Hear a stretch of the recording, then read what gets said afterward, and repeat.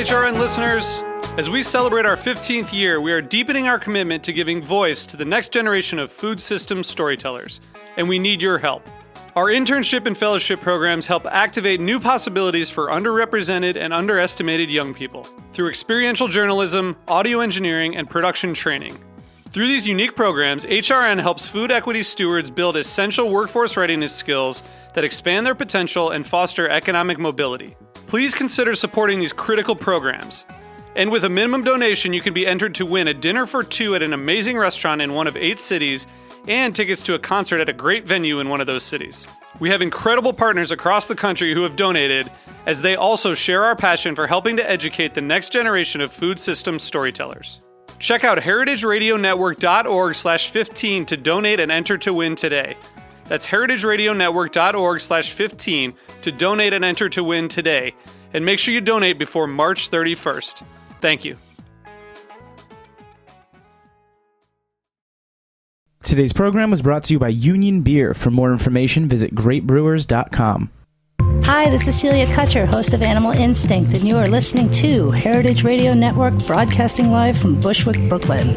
If you like this program, visit heritageradionetwork.org for thousands more.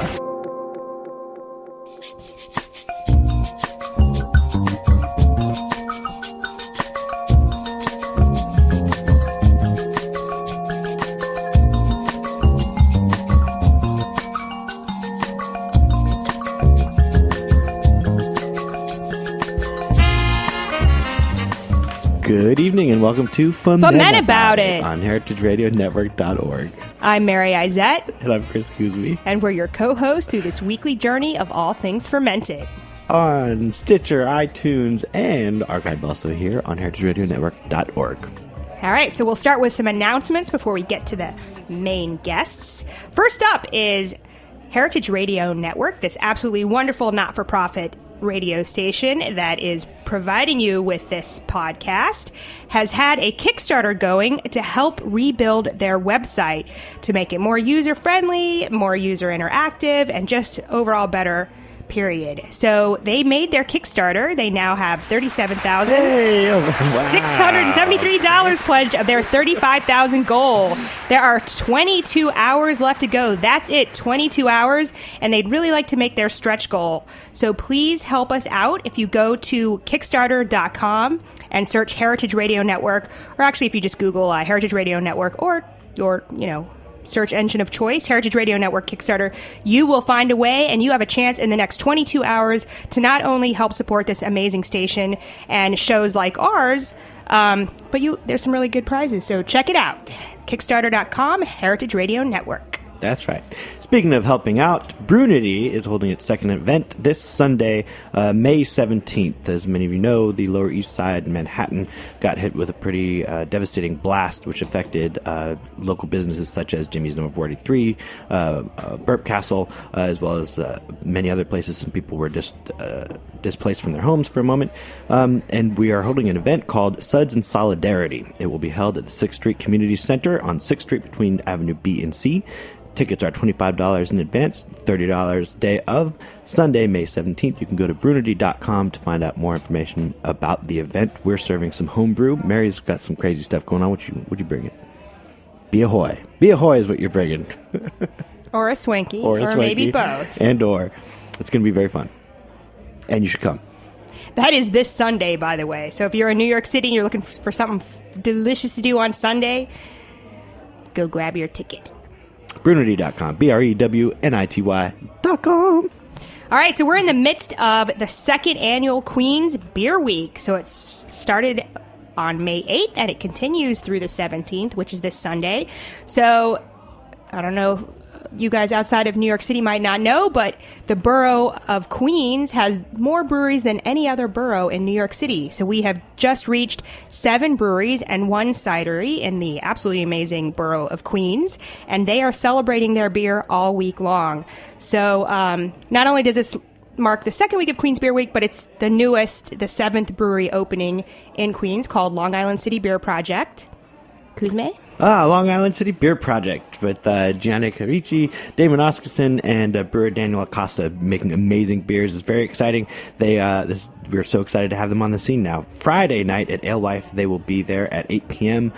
With some of their freshest beers, their newest beers. But Saturday, their tap room will be open, I believe, from noon to 8 p.m. This is the first time at the Public, so they're located kind of north Long Island City, I guess, is what it would be called. It's kind of the unofficial neighborhood of Dutch Kills, area of Dutch Kills. So this is your first chance. It's New York City's first and only cool ship. That's right. And what are we going to be doing Friday before Alewife? Mary and I have done a collaboration with Big Alice Brewing Company, and we have a beer called Myself. So we would love you to come taste Myself. What kind of beer is it? It's a Belgian double IPA brewed with Kyle Hurst and John Kilty, and we really hot blasted it in the end of it. It was very, very awesome. A lot of Citrus Simcoe atop a Pilsner wheat and oats base with their house Belgian yeast strain, and it's really, really, really lovely. I'm very excited about it. So that's pregame, 6 to 8 p.m. on Friday night. Then 8 p.m. we're going to support our friends from the Long Island Beer Project, City Beer Project. And on that note, Chris and I are very excited to have our second beer together at our newer gypsy brewing company called Couzette Libations. So our second beer is coming to market this week. It's called Revenge of the Emu. It is a single galaxy hopped Australian sparkling ale. Dedicated to the Great Emu War of 1932, which is a real thing. Apparently there were so many emus running rampant in Western Australia that the government got involved, and they got the army involved in trying to eradicate the emus, and they were shooting at the emus with all these machine guns, and they lost. The emus were too fast, and so this is but one of them's mad, and so this is Revenge of the Emu. That's our beer. And now on to our show. All right, we're super excited to have Lita Sheintaub. So she is a guest that we've had on the show before, and she and her husband Nash Patel own Dosa Kitchen food truck up in Vermont. So are you guys on? We are. Awesome. All right, welcome back. Thank you. Nice to be with you. Thank you. Nice to meet you. Yeah, so we are super excited because I have to say Dosa is kind of one of my favorite foods right now. This is a food that I was never exposed to Dosas, I think, until I moved to New York City. And on Friday, Chris and I were out. We had to run an errand in Long Island. So we were in Hicksville, Long Island. And it turns out that Hicksville, Long Island has a proliferation of Dosa restaurants. So we had a wonderful lunch buffet that included Dosas, kind of as homework leading up to the show. Yes, right. And it got us even more excited. So we're so excited to have you guys on the show and talk about, what are Dosas, the ins and outs of Dosa making, and all about your Dosa Kitchen truck up in Vermont. But first, let's get a refreshment. Who are you guys? Why are you here? My name is Lita Sheintaub, and I've been experimenting with fermentation for the past decade and a half. I wrote a book called Cultured Foods for Your Kitchen, 100 Recipes Featuring the Bold Flavors of Fermentation, and I was on your show last fall sharing great that. episode. And the book explores making your own ferments and using them in everyday recipes. And I started with kefir and experimented with many different ferments. I'm from New York and moved up to Brattleboro, Vermont 5 years ago with Nash. When I met Nash, excuse me, I was turned on to the dosa, which is fermented, of course, and the rest is history, really. I'll let him introduce himself and tell you about himself. Okay, my name is Nash, and I'm from South India. The city is Hyderabad, India, and I grew up eating dosas, idlis, vadas, uttapams, everything fermented, and yeah. And we'll get into what all those are a little bit. Yeah. Awesome. So obviously, Nash, you grew up with fermented foods, and Lita, you've really got tuned into them and are doing a bunch along the way. That's super exciting. So yeah, let's start with what is a dosa. So like I said, I don't think I ever had dosas or ever encountered them until I moved to New York City, and I'm sure that's true across the country. They're still, I feel like they're becoming a little more popular, but they're really relatively unknown on the whole scale. So what is a dosa?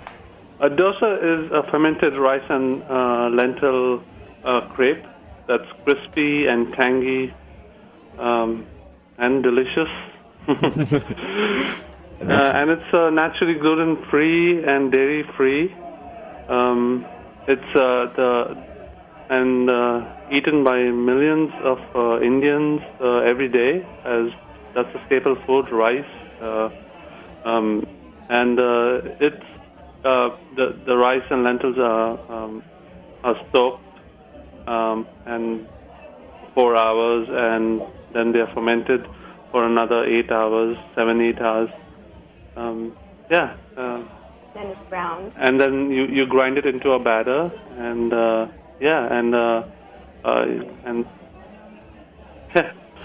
And then it's basically you're cooking this on so dosa, for those of you who've never experienced them, are this wonderfully kind of tangy, crispy, thin, delicious thing. So it's cooked on it's cooked very thin on kind of a hot griddle, right? Yes, yeah. So you bring the griddle. You can use a non-stick pan or a cast iron, and you heat the pan with you heat it up to a high flame or medium flame, and then you cool it down with water, and it's like you cool it down, and at the same time you're greasing the pan at the same time. So you use 2-in-1 method, and then you put in the batter, and you go in a circular motion, and you make a round circle with it. And the harder you press down, you get it. The more you spread, you can get a crispy. There are different ways of doing dosa, so there are different types of dosas too. So we can get into that. Dosa is thin and crispy. And then there's the uttapam, which is thicker and soft, and then there's the set dosa. And after you put the dosa on, you add a little oil to it, and then you flip it. It's like a pancake, but... And that's the main difference people find very interesting, that you sort of oil the pan, not really oil it, but there's a coating, sort of like how you keep a cast iron skillet in good shape, but the oil gets drizzled in after the batter goes on, and after it starts to bubble a little bit, and so the oil cooks into it, and that's how it releases from the pan. Some folks don't use oil, but it's crispier and tastier when you use oil. Does the oil get drizzled right onto the dosa or around the sides of the dosa? The sides and in it too. Yeah, a lot along the sides, and then into it too, like where the holes start to form, the bubbles. So you guys mentioned uttapam, and that's the same dough. It's just thicker. Is that correct? Yes, it's just thicker, and and the uttapams are different styles. You can put in India they put in fresh onions, fresh green chilies. It's spicy. They put in fresh tomatoes in it. So as you put the dough down, it's like a pancake. So as you put the dough down, you just put in all these fresh ingredients into it, and then you flip it, and the onions and the tomatoes and the green chilies is known as an onion chili uttapam, the classic uttapam, and you just eat it like bread, and you can have it with sambar, which is the lentil soup they call. Oh yeah. Mm-hmm. Made out of drumsticks and tomatoes, and there are different versions of that. And that drumstick is a vegetable. And it's a drumstick. It's not a fermented chicken. It's the name of a vegetable. It's the name of the vegetable. So kind of traditional dosas, sometimes they have fillings, sometimes they don't. And how do people eat it? Some of them have like you can just like how you would have a tortilla sometimes. But people just break it with their hand. They take each piece and they dip it into the mashed potato. That's the classic. You get a mashed potato. It's known as the masala dosa. Is the classic. Okay. And the dosas variate, like from paper masala to masala So the paper masala is like thin and crispy, long, 20-inch, 25-inch dosa. Very dramatic. It's dramatic. It's like big, like a big pipe, and they have, and those are the paper masalas. And they have different versions. They have a vegetable version. Each family in India has a different style of how they eat the dosa. So, and they're known. In where I'm from, they have a different style of dosa known as pesaratu. So sometimes you don't need to. You can make the dosa, but you don't need to ferment it. It's known as a quick dosa. So all you do is soaking the lentils, and you make the batter, and everything is fresh. You put in green chilies, you put in onions, ginger, and you make a quick dosa, which is flavored, like a flavored dosa. And so the quick dosa, you would still soak the lentils for 4 hours, right? Yeah, you still soak that for 4 hours or an overnight. Yeah. But you wouldn't ferment for 8 hours, and if you ferment over 8 hours, then yeah. you get kind of dangerously sour, right? Yeah. We haven't tried it. I've been meaning to try it, fermenting it. As well. We did. Yeah, that's why I bring it up. We've made dosas at home, and we let it go a little long just because we got busy and everything, and it was definitely edible. Actually, it had a ton of flavor, but it was pretty extreme. Yeah. Yeah. So really fermenty and Yes. Yeah. Yeah. And on that note, we are going to take a very quick break. We will be right back to talk more about what you guys do with dosas in your Dosa kitchen truck and some of the other great fermented stuff that you make to go along with it. Ferment about it.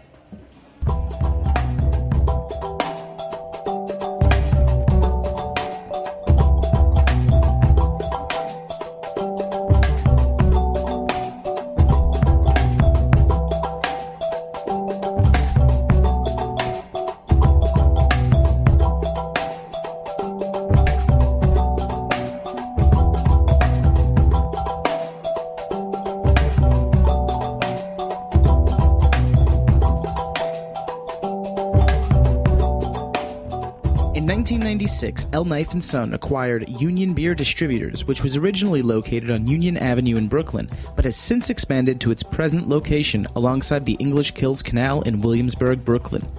Union Beer has grown dramatically in the last decade as the primary distributor of Anheuser-Busch products for Kings County, Brooklyn, through the hiring and development of the best people in the industry.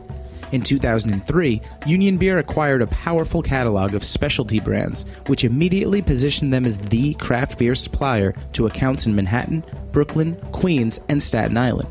Union perpetually tweaks their portfolio to maintain the highest level of stylistic breadth with the most coveted brands available. Through the highest possible level of service, outstanding salesmanship of the ultimate lineup of brands, and a paramount focus on education on all levels, Union Beer has solidified its position as the only source for the best selection of beers in the 14 counties of southeastern New York. For more information, visit greatbrewers.com. This is Brandon Hoy, co-owner of Roberta's, and you're listening to heritageradionetwork.org. Welcome back to Ferment About It on heritageradionetwork.org. It is Monday, May 11th, and we are on the phone with Nash Patel and Leda Shantaub. And Nash was born in Edilbad, South India, and has a dosa kitchen food truck, South Indian soul food, and we're talking all things dosas. So where are you guys in Vermont? How long? No, where? Oh, I'm sorry. We're Brattleboro, Vermont. It's the southernmost part of Vermont, Exit 1. And how long have you had the Dosa Kitchen food truck? How'd you guys... Well, yeah, let's just start with how long have you guys been around doing... We started last August, and we went through the end of October. And then we continued making and selling dosas at the Brattleboro Winter Farmers Market. We closed the food truck. I mean, it was like halfway covered with snow for quite a while. We had so much snow here, could barely get to it. So, and we just opened again on May 1st. So we're starting a full season this year. And what compelled you to bring dosas to the public in Vermont? Well, we're both very oriented toward food, the two of us, and Nash had a job at a bakery, and he was ready to move on from that and really do something on his own. And he's I would say he's an amazing Indian cook, and he makes wonderful dosas. And I would always ask him, "When are you going to make dosas? When are you going to make dosas?" It would be like a special treat, and we just thought this could be a good business. Making dosas.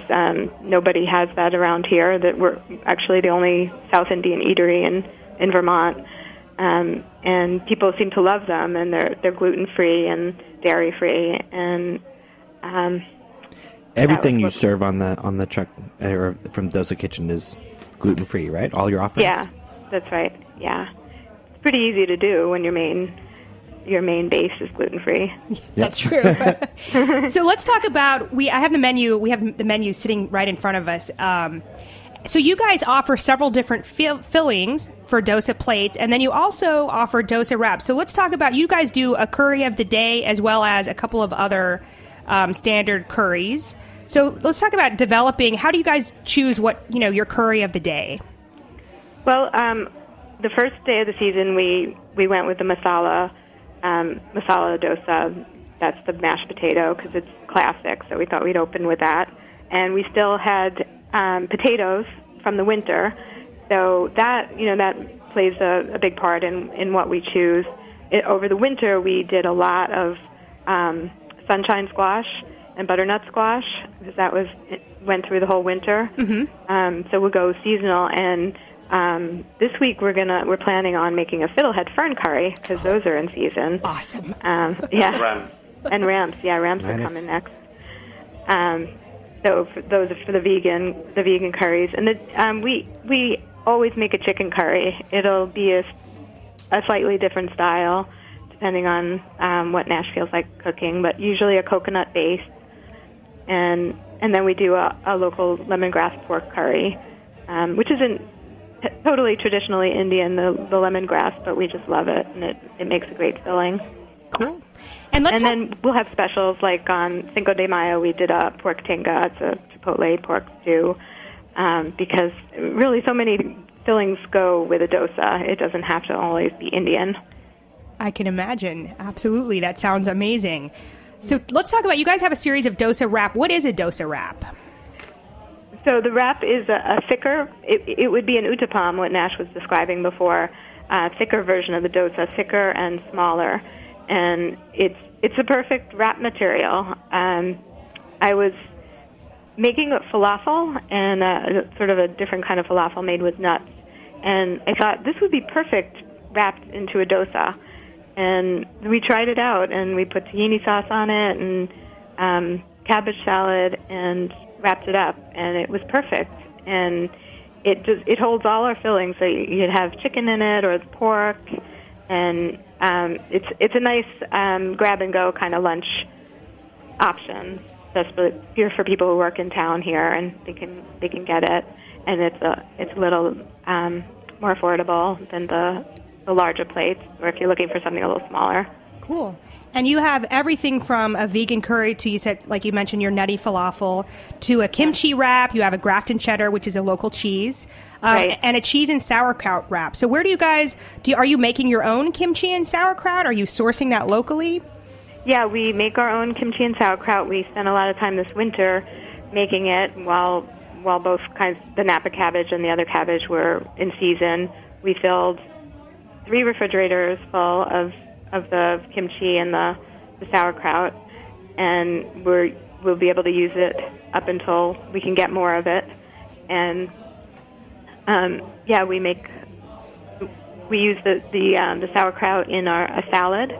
Also, we make a kale and sauerkraut salad. It's a masala sauerkraut, so it's got a bunch of Indian spices like cumin, fennel, turmeric, coriander, and we sell bottles of that on the truck, as well as putting it into our foods, and a nice way of getting ferments into various aspects of our menu. Absolutely. Oh, and then we have the Dosa dog, which is our kind of our signature dish. It's a local beef and pork hot dog wrapped in a thick dosa, an uttapam, and we have a house fermented mustard, the masala sauerkraut, and the Grafton cheddar, the local cheddar, and hot sauce, and that's our alternative hot dog.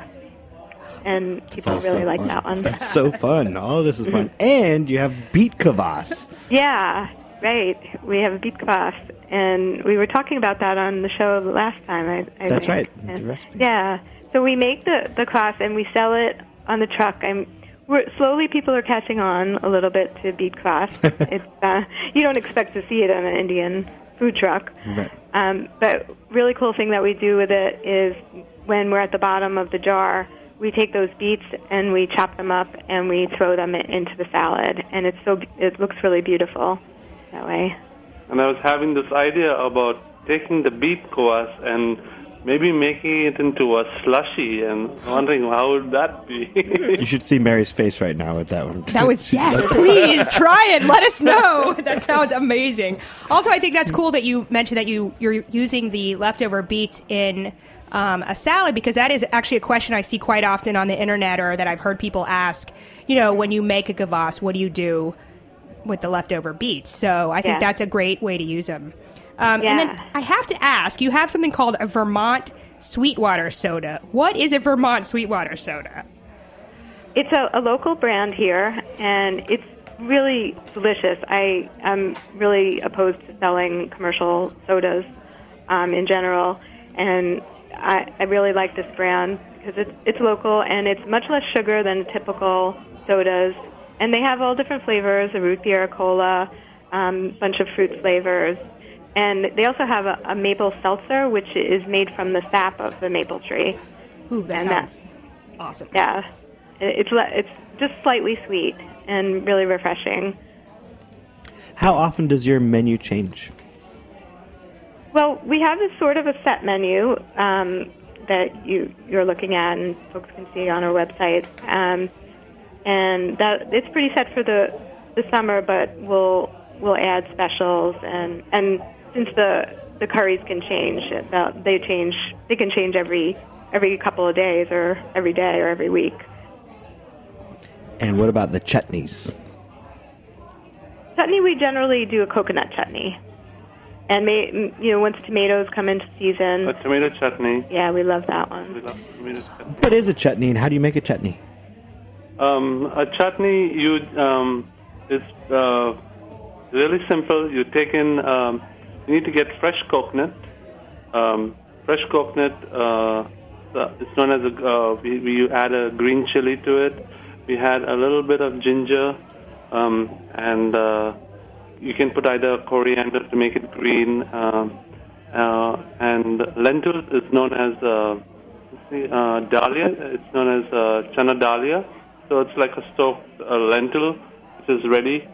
So you just blend all these ingredients together with some water, and you can put water, or you can put in coconut milk. And you just, if you have a Vitamix, you can just put it in there and grind it on a heavy speed, and your chutney is ready.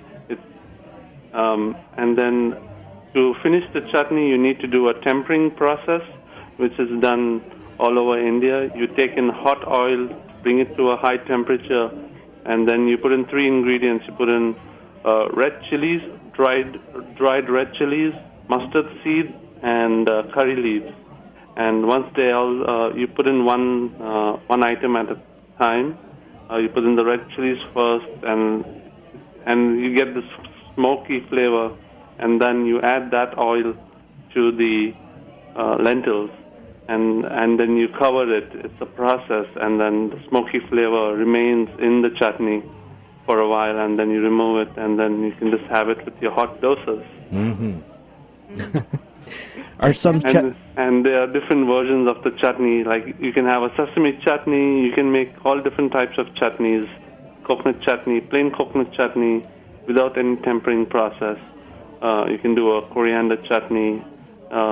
You can just take any, you can make a cucumber chutney, just cucumber, and then put a temper process in it. So there's so many variations, like hundreds of chutneys you could do, and have it with dosas. Right, and many are fermented, right? Some chutneys, no, pickled. They are not fermented. Okay.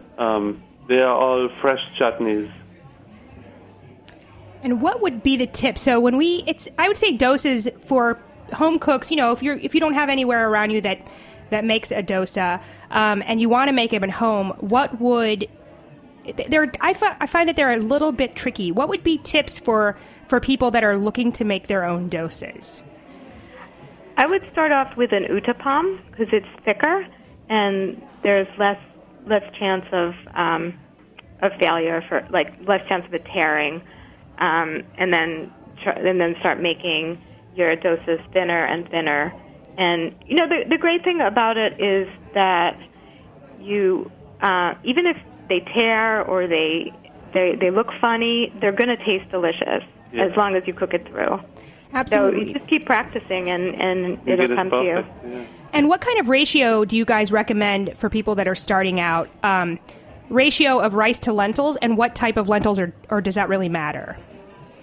The type of lentil is urad dal, and sometimes people add chana dal, which is a chickpea dal. Mm-hmm. And that gives you it gives you a brown texture to it, a nice golden brown texture. So that's, people do that. Some people in India do that, and some people don't.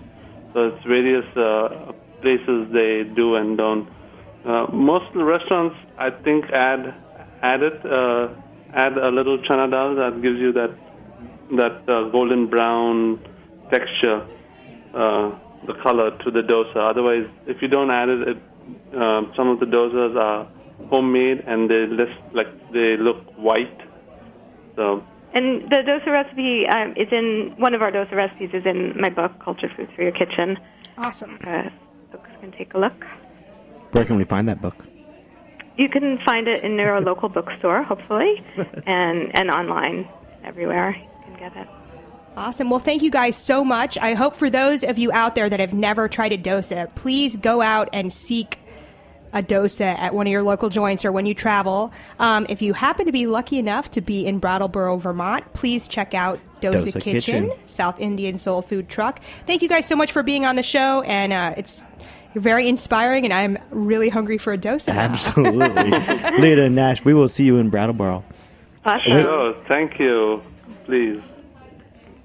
Thank you guys so much for listening. We missed one announcement at the beginning. This week is not only Queen's Beer Week here in New York City, but it is National American Craft Beer Week, May 11th through 17th. So to find out more and participate in an event near you, please visit www.craftbeer.com, and the site is littered with American Craft Beer Week information. They have a great handy guide to American Craft Beer Week celebrations all over. You can sort it by state or search it by city or whatever. But please check it out. It's craftbeer.com, and help celebrate American Craft Beer Week from May 11th to 17th.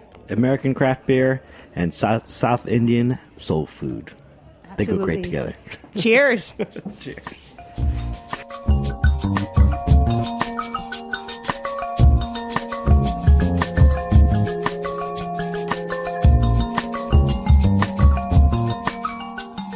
Thanks for listening to this program on heritageradionetwork.org. You can find all of our archived programs on our website or as podcasts in the iTunes Store by searching Heritage Radio Network. You can like us on Facebook and follow us on Twitter at heritage_radio. You can email us with questions anytime at info@heritageradionetwork.org. Heritage Radio Network is a 501c3 nonprofit. To donate and become a member, visit our website today. Thanks for listening.